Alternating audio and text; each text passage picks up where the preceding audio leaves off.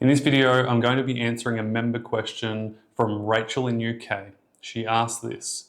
Hi Toby, I was wondering about how to measure RPE, which stands for Rate of Perceived Exertion. It's a framework we use inside of our recovery program, for activities that are enjoyable or give you joy and so seem less strenuous, but still would use your energy.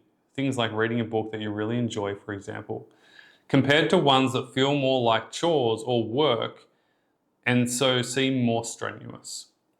So with this, it's not really about RPE. So RPE is rate of perceived exertion, where the scale of 1 to 10 is prominent, right? So 0 is very easy, 10 out of 10 is maximal effort.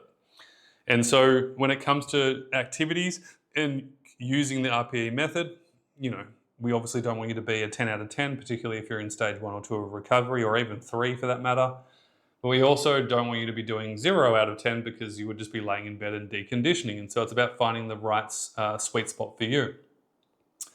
The biggest problem with things that you enjoy is you can overextend yourself, right? Even if you enjoy it and love it, you don't want to put the book down, even though you know that it's maybe, you're at the point where you should stop before you get tired or exhausted. And we don't recommend pushing beyond the tired and exhaustion line. We want you to stop before you get there, because consistency over intensity is what's going to help you progress the most.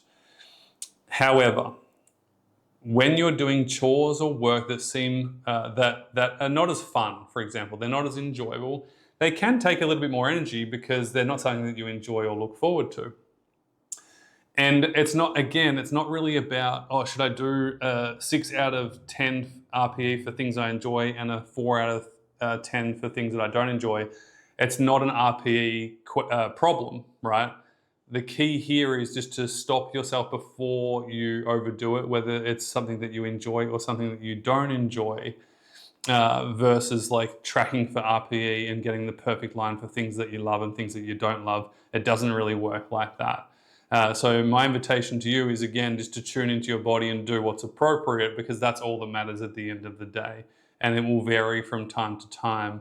If you're really struggling to stop yourself on things that you love, you could get a timer. You could set a timer, and if the timer goes off and you're still going really good, you could keep going.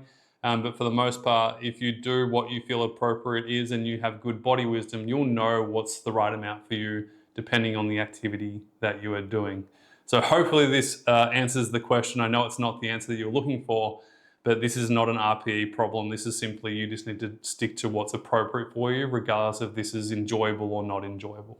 If you'd like a plan for your recovery and you'd like to join me for our upcoming health assessment, all you need to do is comment the word health below and we'll send you a link to join.